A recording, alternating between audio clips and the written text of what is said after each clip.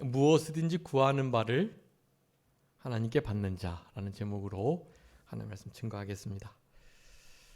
오늘 요한일서 3장 21절부터 24절까지 말씀으로 3장을 이렇게 잘 마무리할 수 있겠는데요. 요한일서 3장의 결론과 같이 그러니까 의를 행하고 하나님의 말씀을 순종해서 계명을 순종해서 사랑하는 자, 특별히 행함과 진실함으로 사랑하는 자, 그런 자들에게 오늘 본문의 마지막과 같은 그런 아주 큰 복이 임하게 될 것, 큰 특권이 있을 것을 말씀해 주고 계십니다. 그 특권은 다른 게 아니라 제목과 같이 하나님께 무엇이든지 구하는 거, 그거를 받게 된다라는 것입니다. 기도의 응답의 복이죠. 우리 그 전전절에서 이로써 진리에 속한 줄을 알게 되고 마음이 주 앞에서 굳세게 된다라고 말했는데, 그 굳센 것, 확신과 평안이라고 말씀드렸습니다. 확신과 평안도 하나님의 계명인 형제 사랑의 계명을 지켜나가는 자들에게 주시는 큰 특권, 복이고요. 그러니까 확신과 평안, 이 확신은 하나님 우리 안에 계신다, 성령님이 우리를 인도하신다, 내가 지금 진리에 속해 있다.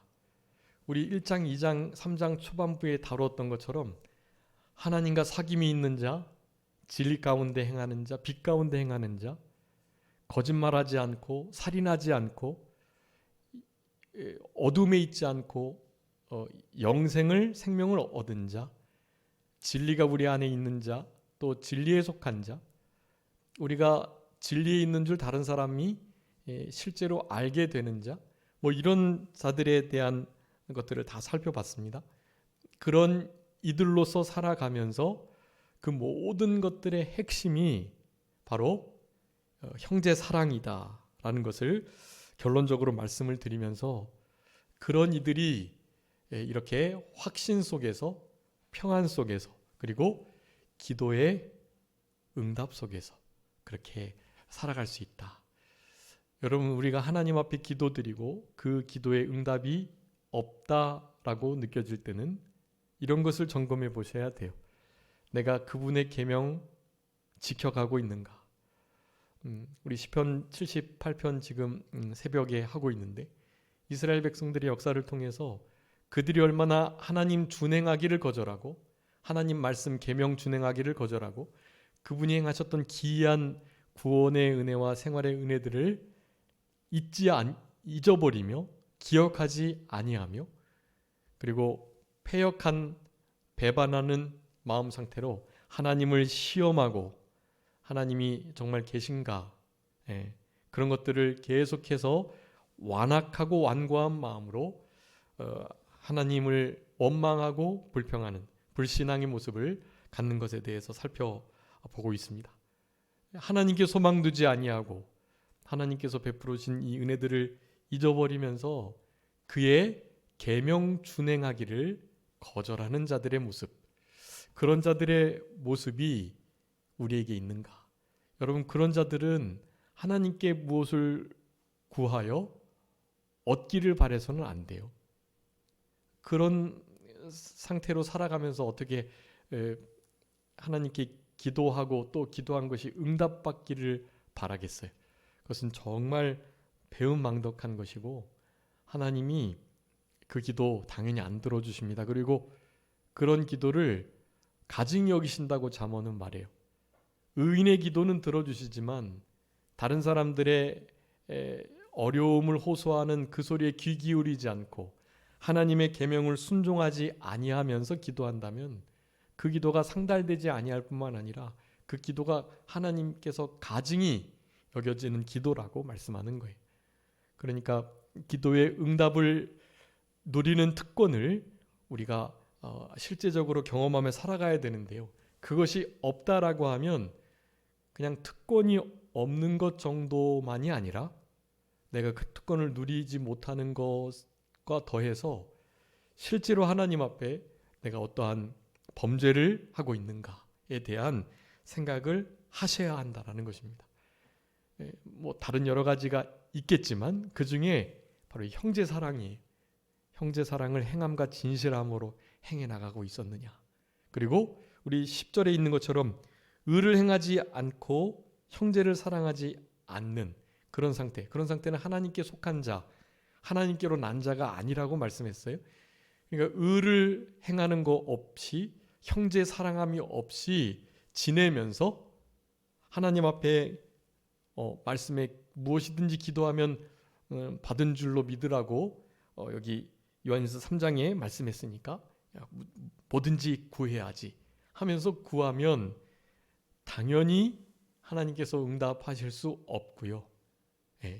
우리의 삶을 되돌아보도록, 그리고 그렇게 기도하는 것에 대해서 하나님이 물리치실 뿐만 아니라 얼마나 가증히 여기신다는 것을 생각하면서 그렇게 남은 때를 살아가는 우리들이 되어야 할 것입니다.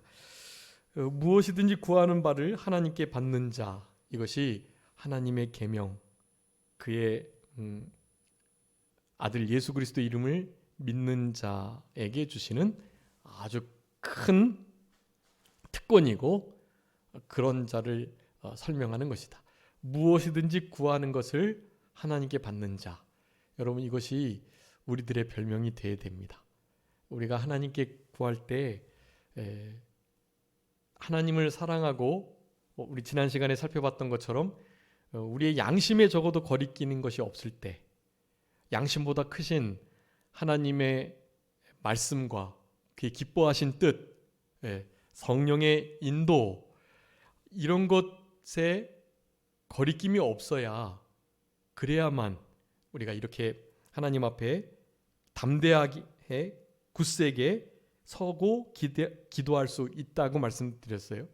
그런 것이 없는 상태에서는 당연히 이렇게 무엇이든지 구한다고 우리가 하나님께 받을 줄로 생각해서는 안 된다라는 것을 기억하시면서 21절 말씀에 사랑하는 자들아 하면서, 우리 사랑하는 자들이라는 표현은 우리 요한일서 2서 3서에 계속해서 나오는데요. 우리 맥체인 성경 지금 이제 요한 1, 2, 3서까지 읽으셨을 건데, 아마 이번 주에 요한 1, 2, 3서를 이렇게 읽으시면서 우리 그 요한 1, 2, 3서의 내용이 잘 정리되었을 줄 압니다. 이 요한일서의 핵심은 바로 거기에 있는 거예요. 형제를 사랑하는 그 일을 권면하고 있는 우리 사도 요한은 그 글을 받고 있는 형제들을 향해서 사랑하는 자들아 라고 부르고 있는 거예요. 이제 말과 혀로만 사랑하지 말라고 하셨는데 행함과 진실함으로 사랑하라고 했죠. 그런데 말과 혀로도 사랑의 표현을 해야만 합니다. 그래서 사도 요한은 계속해서 말하는 거예요. 사랑하는 자들아, 사랑하는 형제들아, 사랑하는 주님께 이런 표현을 쓰는 것이에요. 여러분, 말로도 우리는 형제들을 향하여, 우리 믿음의 한 권속들, 교회 지체들을 향해서 그런 표현을 쓰셔야 합니다. 사랑한다는 이 고백, 우리는 정문화가 있어서 말하지 않아도 알아, 말하지 않아도 다 알지 뭘 그걸 말해야 하나. 여러분, 남자들은 좀 그런 마음이 있어요. 남자들은 이렇게 말하지 않아도 알겠지, 그런 생각을 좀 갖고 있거든요. 자녀들도 또 이렇게 형제들도, 가족들 다 마찬가지예요. 우리 여성들은 하나님께서 좀 그런 감성적으로 만드셨기 때문에 감성적인 표현이 마음이 들면 그런 것을 표현하게끔 돼 있거든요. 물론 그렇게 표현하지 않는 여성들도 많이 있고요. 그런데 어쨌든 남자들이 조금 더 그런 경향이 많아요. 표현을 좀 잘 못해요. 말하지 않아도 알겠지 하는 생각을 사실은 은연중에 가지고 있거든요. 그러니까 좀 알아주시고 저희가 말하지 않아도 사랑하고 있구나. 그런 생각을 좀 가져주시고 대신에 더 많이 좀 표현해 주시면 그런 표현을 듣고 나도 좀 표현해야 되겠다 하는 생각을 하게 될 수도 있습니다. 그러니까 어떤 사랑에 관한 담론을 하면서 어떤 학자들은 그래요. 표현되지 않는 사랑은 사랑이 아니라고. 그 말이 사실은 일면 맞는 말이기도 합니다. 그래서 꼭 이름을 불러주시고 관계가 좋은 그런 사이는 주로 애칭을 부른다고 하더라고요. 애칭을 써서 좀 이렇게 사랑을 표해 주시는 부부관계 속에서 자녀관계 속에서 또 일반적인 친척들과 친인척들 또 우리 사회생활하면서 만나는 모든 이들에게 그렇게 사랑이라는 단어를 너무 인색하지 않도록 그렇게 해주시면 참 좋을 것 같고 말과 혀로도 사랑을 잘 표현하는 것이 참 중요합니다. 그렇지만 말과 혀로만 끝나면 안 되고요. 행함과 진실함으로 진리의 말씀으로 그 영혼을 진짜 사랑해서 그렇게 행함이 있는 우리 구체적으로 더럽게 하라 또 배부르게 하라 라는 이런 표현들이 있잖아요. 외로울 때 위로해주는 친히 찾아가서 함께 해주는 사실은 그런 행동들이 있어야 하는 것이 우리 사도 요한은요 실제로 우레의 아들 야고보와 요한이 우레의 아들들이라는 별명이 있었잖아요. 예수님께서 지나가시는 길을 막으려고 하자 당장에 불을 내려서 저들을 다 진멸하도록 할까요? 우리 예수님께 그렇게 물었다고요.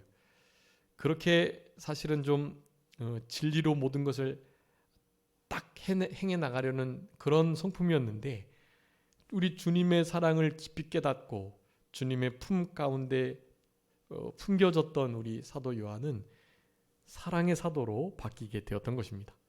그래서 실제로 사랑하는 자들아 라는 이 말 속에 아주 진짜 말과 혀로만이 아닌 그의 삶이 다 녹아져 있고 담겨 있는 이 말을 듣는 자들은 사도 요한이 진짜 우리를 사랑하시지 하는 생각을 하게끔 하는 그런 인사말이라는 것을 우리가 아셔야 합니다. 사랑하는 자들아 라는 표현을 지금 그렇게 해서 지금 쓰고 있는 거예요. 자, 만일 우리 마음이 우리를 책망할 것이 없으면 하나님 앞에서 담대함을 얻는다라고 말씀하고 있습니다. 이것이 19절 20절에 있는 그 말씀을 정리한 것입니다. 우리가 진리에 속한 줄 알고 주 앞에서 우리의 마음이 굳세게 된다. 이로써 즉 행함과 진실함으로 사랑함으로써 그런 뜻이에요. 행함과 진실함으로 사랑함으로써 우리가 주 앞에 굳세게 되는데 그런데 우리 마음이 우리를 책망할 일이 있다면 당연히 그럴 수 없다라는 것을 말하는 거예요. 적어도 우리 마음이 우리 스스로를 책망할 양심의 가책을 받을 만한 일이 없어야 된다. 우리 하나님 모든 것을 아시고 또 하나님의 말씀, 계명, 성령의 인도는 우리의 양심보다 훨씬 더 큰 차원이고 영역이기 때문에 적어도 우리 양심에는 거리끼지 않아야 우리를 호시탐탐 노리는 사탄이나 그리고 진리의 말씀 앞에나 그 모든 것을 다 주관하시는 살아계신 하나님의 기뻐하시는 그 뜻 앞에서나 우리가 담대함을 얻을 수 있는 거예요. 그런 담대함을 바로 책망할 것이 없을 때 갖게 된다. 자, 책망할 것이 없는 것이 무엇인가에 대해서 22절 후반절의 말씀에요. 그의 계명을 지키고 그의 기뻐하시는 것을 행하는 것, 그 두 가지가 적어도 책망받지 아니할, 가책받지 아니할 최소한 조건이라는 거예요. 적어도 이 계명을 지키는 것과 기뻐하시는 것을 행하는 일이 없다면 그렇다면 양심의 가책을 받을 수밖에 없고요. 양심의 가책뿐만 아니라 하나님 앞에 성령 앞에 하나님의 기뻐하신 뜻 앞에 당연히 설 수 없는 거예요. 그러니까 적어도 명확하게 하나님 말씀을 어기는 일은 없어야 되고 명확하게 어긴 건 아닌데 우리의 양심 속에 좀 약간 걸림이 있는 그런 것조차도 하나님께 무엇이든지 구할 때 당연히 받은 줄로 믿는 그런 정도의 담대함을 누릴 수는 없다라는 것을 말하는 것입니다. 그러니까 적어도 양심의 가책을 받지 않도록 형제 사랑, 그의 계명 지켜내는 일, 그분을 신뢰하고 믿는 일, 이 일을 향과 진실함으로 사랑하는 바로 그 일을 잘 감당하는 우리들이 되어야 할 것을 말씀하시는 것입니다. 우리를 책망할 것이 없을 때 하나님 앞에서 담대함을 얻는다라고 말하면서 무엇이든지 구하는 바를 그에게 받는다. 이 담대함은요, 무엇이든지 하나님께 구하는 것을 받을 수 있다라는 담대함입니다. 네. 그래서 오늘 제목이 그래요. 무엇이든지 구하는 바를 하나님께 받는 자. 그 받는 자는 적어도 양심에 책망할 것이 없어 하나님 앞에 굳세게 담대하게 설 수 있는 자라는 것입니다. 이게 특권이기도 하고요. 그리고 이와 같이 되기 위해서는 당연히 사랑하는 자가 되어야 한다는 것을 전제하고 있는 거예요. 그러니까 분명히 우리는 아셔야 됩니다. 사탄 마귀에게, 자기 자신에게, 또 다른 사람들에게 책망할 것이 없는 자라야, 그래야 하나님의 말씀 앞에도 또 성령 앞에서도 하나님의 기뻐하신 뜻 앞에서도 그나마 서서 하나님 앞에 여러 가지를 간구 드릴 수 있는 거예요. 여러분, 이런 자들은요, 하나님의 계명을 적어도 준행하는 자들이니까 이 야고보서 4장에 있는 것처럼 구해도 받지 못하는 거, 정욕으로 쓰려고 잘못 구하는 건데 그렇게 구할 리가 없다라는 것이, 정욕으로 쓰려고 잘못 구하면 하나님이 안 주시죠. 근데 이런 상태의 조건을 가지고 있는 사람이라고 한다면 그렇게 잘못 구하지 않아요. 잘못 구하지 않으니 당연히 구한 대로 하나님이 다 주시는 거예요.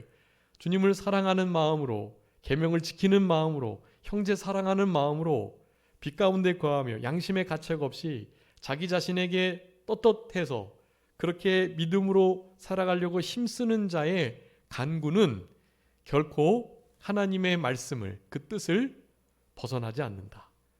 벗어나지 않으니까 하나님께서 무엇이든지 주시는 거예요. 그래서 오늘 본문의 말씀을 통해서 우리가 무엇이든지 구하는 것을 받는 자가 되기 위해서는 무엇을 구하고 어떻게 구하고 왜 구하고 이런 것이 참 중요해요. 근데 그런 것보다 더 중요한 것은 우리가 어떻게 살아가느냐, 그것이 더 중요하다는 것을 본문이 우리들에게 교훈해주고 계시다라고 할 수가 있겠습니다. 구하는 바를 그에게서 받는데 우리가 그의 계명을 지키고 그 앞에서 기뻐하는 것을 행합니다라는 것이에요. 그렇게 행하는 자는 우리가 우리 스스로를 책망할 것이 없어요. 책망할 것이 없으니 하나님 앞에 담대함, 굳센 확신과 평안을 누리면서 주님 앞에 당당하게 도우심을 얻고 때를 따라 돕는 은혜를 얻기 위해 은혜의 보좌 앞에 나아갈 수 있는 자들이 되는 것입니다. 그렇게 기뻐하는 것을 행하는 것. 근데 그것을 설명해 주고 계세요. 우리 요한일서 3장 23절의 말씀은 사실은 요한일서 전체의 아주 핵심 요절과 같은 말씀이라고 하겠습니다. 여기 요한일서 3장 23절이 그러니까 요한일서 전체에 나타내는 어떤 자 있잖아요. 진리 가운데 행하는 자, 빛에 속한 자, 사귐이 있는 자, 하나님을 아는 자, 진리가 그 속에 있는 자, 또 그에게 속한 자, 그에게부터 난 자. 오늘 본문에 무엇이든지 구하는 대로 하나님께 받는 자, 뭐 이런 모든 자들 있잖아요. 그런 자들이 되기 위한 아주 핵심적인, 아주 구체적인 요건이 되는 말씀이에요. 그러니까 23절의 말씀을 우리는 정말로 준행하셔야 돼요. 23절의 말씀을 준행하기만 하면 이제 앞에서 살펴봤던 그 모든 참으로 하나님과 사귐이 있는 빛 가운데 있는 그분께 속한 자로서의 삶을 살아가는 것이 된다라는 것입니다. 여러분 23절 우리 다 같이 한번 읽어보겠습니다. 요한일서 3장 23절 시작. 그의 계명은 이것이니 곧 그 아들 예수 그리스도의 이름을 믿고 그가 우리에게 주신 계명대로 서로 사랑할 것이니라. 아멘. 여기 계명에 대해서 말씀해요. 여러분 하나님 말씀의 계명 우리 지난 오후 시간에 살펴봤는데 크고 첫째 되는 둘째 되는 계명 그것이 무엇이라고 말씀하고 계십니까? 구약에서 하나님을 하나님을 마음과 뜻과 정성과 힘과 목숨과 지혜를 다해서 사랑해라. 그렇게 구약에서 말씀하고 있고요. 그것과 아울러 동시에 같이 가야 할 말씀은 이웃을 내 몸과 같이 사랑하라라는 말씀이죠. 자, 이 두 계명의 말씀이 온 율법과 선지자의 강령이다. 우리 예수님께서 그러셨어요. 그러니까 온 율법과 선지자 구약 전체를 가리키는 거고요. 그것을 알고 계신 친히 지키셨던 우리 예수님께서 새 계명을 주셨단 말이에요. 이제는 내 이웃을 내 몸과 같이 사랑하는 정도가 아니라 이웃이 아닌 원수를요, 강도 만난 자를요, 진짜 내 몸처럼이 아니라 예수님께서 교회를 사랑하듯이 예수님께서 내가 너희들을 사랑한 것처럼 그렇게 사랑하라고 하셨단 말이에요. 그러니까 사랑의 그 깊이도 달라졌고요, 범위도 달라진 거예요. 근데 하나님 사랑하는 것은 같아요. 그러니까 내 이웃을 내 몸과 같이 사랑하는 것과 더불어서 원수 그리고 강도 만난 자, 진짜 도움이 필요한 고아와 과부와 나그네와 행인과 객, 그런 이들 있잖아요. 우리가 도움을 줘도 그 도움에 대해서 보상을 받을 수 없는 자들, 그런 이들에게 우리 하나님께서는 특별히 주님을 보내셔가지고 바로 그런 원수와 같은 자들을, 그리고 어려운 자들을 내가 너희들을 사랑한 것처럼 도와주고 사랑하고 불쌍히 여기라, 그렇게 말씀하시는 거예요. 그러니까 바로 그것이 이 계명이에요. 이게 여러분 우리 성경 신구약 66권의 계명을 하나로 요약한다면 무엇이라고요? 네, 사랑인 거예요. 사랑. 그분이 우리를 사랑하셔서 이 땅에 오신 것처럼 우리도 사랑하는 삶을 살아가라는 계명을 하고 계시는 것입니다. 우리가 주님을 어떻게 사랑합니까?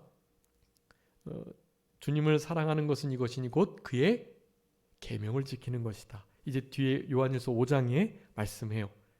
그의 계명을 지키는 게 하나님을 사랑하는 거예요. 즉 하나님을 사랑하는 자는 그분의 계명을 순종하면서 하나님을 사랑하고 또한 원수까지 사랑하게 되는 것입니다. 요구하시는 거예요. 우리에게 나의 계명을 지켜라. 그 계명을 지켜야 되는데 그 계명은 이것이다라고 말하면서 두 가지 말씀해 주세요. 첫 번째는 그 아들 예수 그리스도의 이름을 믿는 것. 두 번째는 그가 우리에게 주신 계명대로 서로 사랑하는 것. 이렇게 말씀합니다. 여러분 이 사랑의 계명, 이 계명이 이 신구약 성경 전체의 가장 핵심적인 계명이에요. 그 계명을, 그러니까 사랑하라는 계명은 좀 추상적이니까요. 우리 마태복음 7장 12절 그것이 황금률이라고 하는 613가지의 계명을 줄이면 10계명이 되고요. 그 10계명의 계명을 두 가지로 줄이면 하나님 사랑, 사람 사랑이 되고요. 그 두 가지의 계명을 줄인다면 황금률, 마태복음 7장 12절의 말씀이 되는 거예요. 누군가가 대접을 받고 싶다면 대접을 받고 싶다라는 마음이 들어올 그때 뭐 하라고요? 대접해 주라는 거예요. 네. 우리 집사님하고도 섭섭마귀에 대해서 말씀 나눴는데 섭섭마귀, 우리 이병규 목사님이 자주 말씀하시던 말씀이에요. 섭섭한 거는 마귀의 역사고 그냥 마음이 조금 억울하고 서운하고 그 정도가 아니라는 거예요. 섭섭하면 그것으로 범죄하기 쉽고 그 자체가 상당히 하나님께 주신 평안을 잃어버린 상태이기 때문에 그건 마귀의 역사라는 거예요. 섭섭한 건 하여간 무조건. 그래서 정말 마음을 잘 지켜서 조심해야 되는데 그 섭섭마귀에게 넘어가게 되면 정말 모든 어떤 신앙의 바탕이 평강이 막 송두리째 흔들리는 것 같아요. 이게 정말 섭섭하지 않도록 어떤 일을 당해도 괜찮다라는 마음을 가져야 하는데요. 그것이 참 어려운 것 같아요. 자기에게 억울하게 하고 폐를 끼치고 섭섭하게 하고 이런 이들을 진짜 용서해주고 사랑해주는 게 참 어려운데요. 괜히 그렇게 그런 이들에게 대해서 더 인정받고 싶고 대접받고 싶고 예전에 큰 목사님이 예를 하나 들으셨는데 어떤 그 옆에 교회에 이렇게 조금 옆에 교회도 큰 교회가 있었는데 그 교회 조금 젊은 목사인데 인사를 안 하더래요. 우리 큰 목사님께 누구나 다 인사를 하는데 그이는 인사를 안 하다라는 거예요. 그랬을 때 바로 마태복음 7장 12절의 말씀을 생각하시고 왜 인사 안 하지? 인사를 해야 되는 거 아니야? 라는 생각이 쑥 들어올 때 섭섭한 게 아니라 대접받고자 하는 대로 대접하라 했으니까 내가 지금 인사를 받고 싶은 건가? 그러면 내가 인사를 해야지 하는 마음을 가지고 그에게 먼저 인사를 했다는 거예요. 인사를 하시니까 한두 번은 그냥 꾸벅꾸벅 자기가 인사를 받았는데 이제 몇 번 대하다 보니까 자기도 이제 미안한 거죠. 어른이 자기에게 먼저 고개를 숙여 인사하니까. 그러니까 그때부터 어느 순간부터 목사님께 머리를 숙여 먼저 인사를 하더라는 말씀을 하셨었어요. 실제로 아파트의 엘리베이터를 타도 그렇고 또 무슨 일을 만나면서 사람들을 접할 때도 그렇고 항상 먼저 머리를 숙여 인사하는 그것이 정말 겸손한 일이고 하나님의 말씀을 정말 작은 일과 순간부터 순종하는 일이에요. 그래서 대접받고자 하는 대로 대접을 하는 일, 여러분 이것이 성경의 전체의 핵심이 그게 여러분 이게요 작은 일 같지만 결국 작은 게 아니에요. 다른 사람을 그렇게 대하지 못하면 우리 주님께도 제대로 대할 수 없다고 주님은 판단하시는 거예요. 우리 이제 요한일서 4장에서 살펴볼 겁니다. 형제를 사랑한다고 하고 하나님을 사랑한다고 하고 둘 다 사랑한다고 말을 하는 거예요. 그런데 특별히 하나님을 내가 진짜 많이 사랑하고 막 하나님을 위해서 산다고 하고 막 그렇게 말을 해요.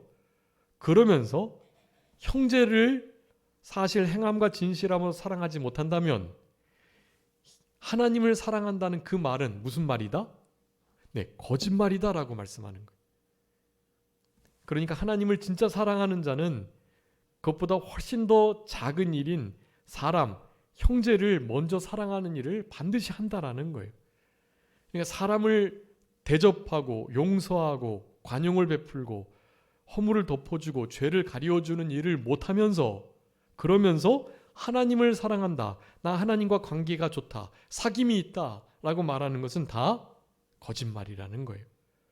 그러니까 하나님 사랑보다 사람 사랑이 우리 인간편에서는 앞서야 돼요. 사람 사랑하는 것으로 하나님을 사랑하는 표현이 되는 것이에요. 당연히 우선순위는 하나님 사랑이 먼저죠. 하나님 사랑이 먼저인 자는 먼저 사람을 사랑하게 되어 있다는 거예요. 그러니까 사람 사랑하는 일을 대접하는 일을 우리가 잘 하는 것, 여러분 그것이 이 계명 전체다라고 생각하시면 돼요.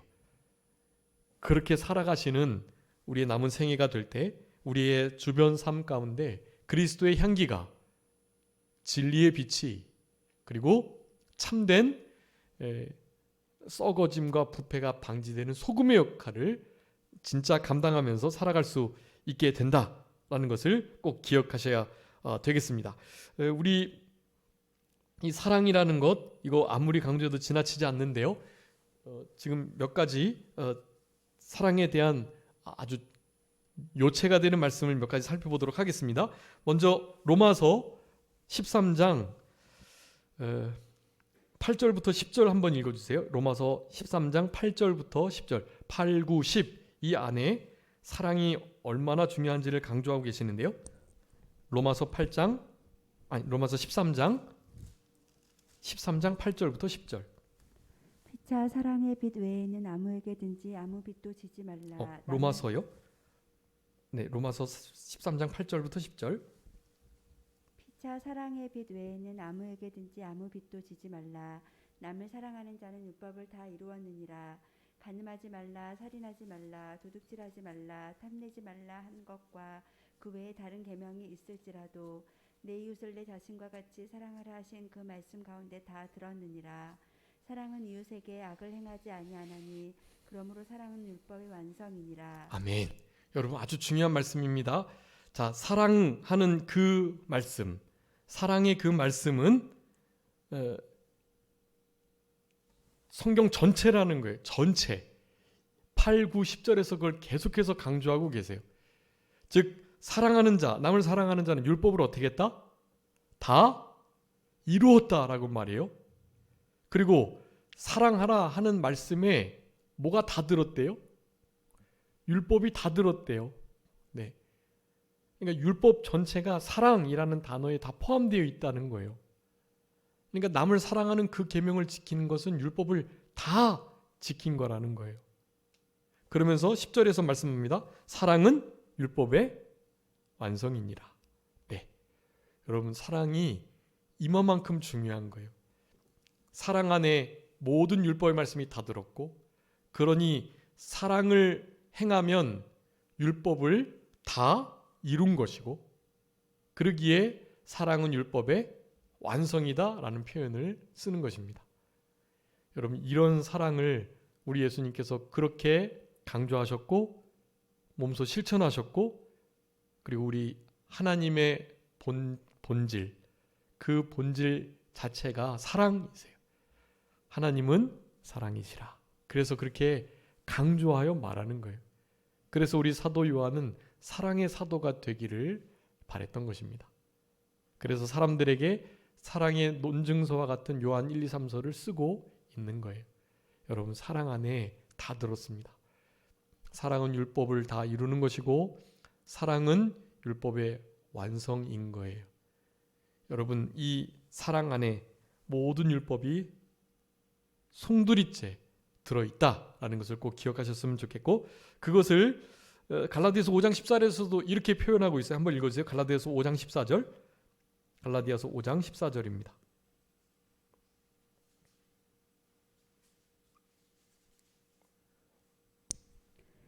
온 율법은 내 이웃 사랑하기를 내 자신같이 하라 하신 한 말씀에서 이루어졌나니. 아멘. 온 율법은 어떤 말씀에서 이루어졌다고요? 이웃 사랑하기를 내 몸과 같이 하라 하신 그 한 말씀에 이루어졌다. 여러분 온 율법이 한 말씀에 이루었어요. 사랑하라는 그 말씀에 그 한 말씀에 이루어진 거예요. 그러니까 사랑을 그냥 해도 좋고 안 해도 좋고 뭐 주일 성수하고 11조 잘하고 우상 숭배 안 하고 우상 제물 안 먹고 간음하지 않고 뭐 살인하지 않고 뭐 이렇게 살아가는 것이 전부인 것처럼 여러분 그것은 기본이에요. 기본. 그거 잘하면서 결국 진짜 우리가 힘써 추구해야 할 것은 바로 사랑인 거예요. 사랑. 그런 것을 못하면서 사랑한다고 할 수 없어요. 그런 걸 잘해야 사랑을 할 수 있거든요. 그러니까 온 율법이 다 들어있는 한 말씀에 다 이루어져 버린 바로 이 사랑을 우리는 목숨을 걸고 실천해야 하고 그것이 마땅하다. 요한일서 3장에서 말하는 거예요. 우리 예수님께서 우리를 사랑하셔서 목숨을 내어 주셨으니, 우리를 위해서 자신을 버리셨으니 우리도 서로 사랑하는 것이 마땅하다. 진리의 말씀을 순종하는 자로서 계명을 지키며 살아가는 것이 마땅하다. 자, 계명을 지키는 자에게 오늘 모든 하나님 앞에 우리가 구한 것을 그대로 받는다고 말씀했는데, 그 계명이 바로 사랑이라는 것을 지금 말씀드리고 있는 거예요. 사랑이라는 그 한 말씀에 모든 율법은 하나님의 선하신 뜻인데요, 하나님의 뜻이 그 안에 다 들어있다는 것을 말하는 거예요. 그래서 그 사랑을 마지막으로 야고보서 2장 8절에서는 이렇게 말합니다. 한번 그것도 읽어주세요. 야고보서 2장 8절. 야고보서 2장 8절입니다.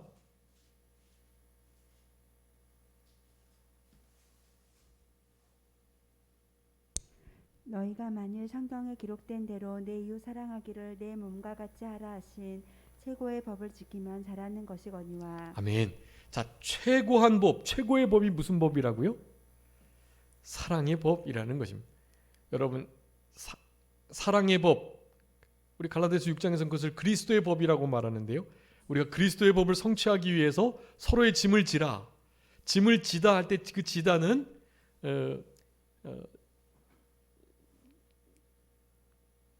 새겨지다 할 때 그 지다라 그랬어요.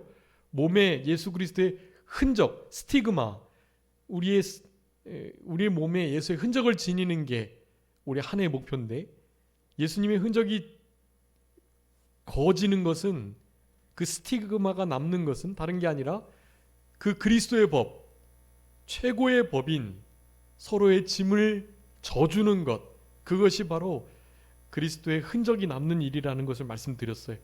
여러분, 형제를 그렇게 사랑하고 짐을 져주고 이 모든 일들을 하는 것이 최고한 법이에요.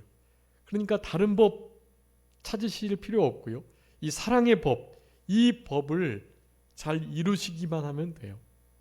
원삼위선 저축목이 원수를 사랑하는 그 일을 어렵고 힘들지만, 그리고 그 일을 이루었다고 상급받을 생각 없이 마땅하다, 형제를 위해서 목숨을 버리는 것이 마땅하니 좀 행함과 진실함으로 내가 있는 것을 나누는 그 일은 정말 목숨 버리는 것보단 쉬우니까 사랑하는 거예요. 행함과 진실함으로 허기를 채워주고 추위를 가려주고 따뜻하게 위로해주고 함께 있어주고, 이런 일을 힘써 우리가 해야 하는 것입니다. 여러분, 그런 자들에게 무엇이든지 구하는 것을 하나님께 받는 자가 되는 그런 큰 특권이 있는 그런 크리스찬으로 이 땅을 살아갈 수 있게 되는 것입니다.